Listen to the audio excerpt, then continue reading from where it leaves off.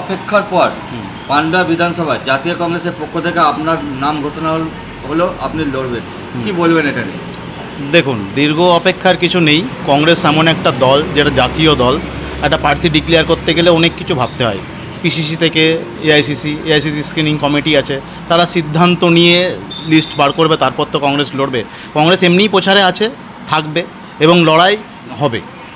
আপনার সামনে দেখা যাচ্ছে প্রতিপক্ষ আছে সিপিএম, তৃণমূল, বিজেপি। লড়াই কতটা কঠিন হবে মনে হয়? দেখুন, লড়াই আমরা কঠিন মনে করছি না, কারণ আমরা ময়দানে নেমেছি, জেতার জন্য নেমেছি। আমরা খুবই 100% আশাবাদী, মানুষ আমাদের পাশে আছে।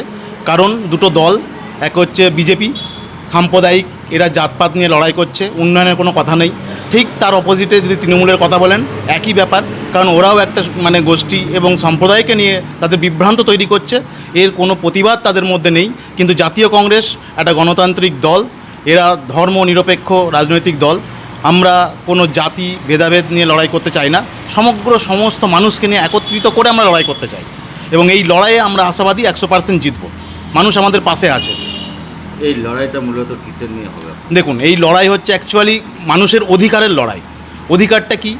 কেন্দ্রের যে সরকার আজকে মানুষকে বঞ্চিত করেছে বিভিন্ন উন্নয়ন থেকে, 100 দিনের কাজ বলুন, আজকে সমস্ত কিছুতে কেন্দ্রীয় সরকার লাইনে শেষ করে দিয়েছে সবাইকে, প্রত্যেকটা কেসে, এবং মধ্যরাতে এদের সিদ্ধান্ত সব কিছু হয়।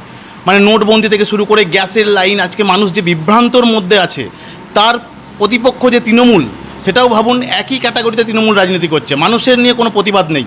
কিন্তু জাতীয় কংগ্রেস এই যে দীর্ঘ প্রতীক্ষা, প্রার্থী তালিকা, কারণ কংগ্রেস চায় যে মানুষ এই যে ভোট এসআইআর নিয়ে যে লড়াই, কংগ্রেস চাইছে যে মানুষ এসআইআরে যাদের নাম বাদ গেছে তাদের নামগুলো তুলে যাতে কংগ্রেস তাদের ভোট দেওয়ার ব্যবস্থা করতে পারে। এই জন্যই আজকে কংগ্রেসের লড়াই এবং 100 দিনের কাজের দাবিতে মূলত আমরা 100 দিনের কাজটাকে চালাতে চাই। গরিব মানুষের কাজ, সেই গরিব মানুষের দাবি নিয়ে আজ, এবং উন্নয়ন, শিল্প চাই এবং শিক্ষা, স্বাস্থ্য। আমরা মদ, নেশা এসব চাই না, কারণ উন্নয়ন করতে গেলে শিক্ষা, স্বাস্থ্য এর পরিকাঠামো প্রয়োজন, আর এটা আমাদের আছে, আমরা করে দেখাবো এবং 100% আমরা আশাবাদী মানুষ আমাদের নির্বাচিত করবে। জয়ের দিক থেকে কতটা আপনার? একদম আমরা 100 পাক জয়ের দিক দিয়ে নিশ্চিত, কারণ মানুষ ভেতরে ভোট দেবে, প্রকাশ্যে তারা না বললেও কিন্তু মানুষ আমাদের ভেতরে ভেতরে চাইবে।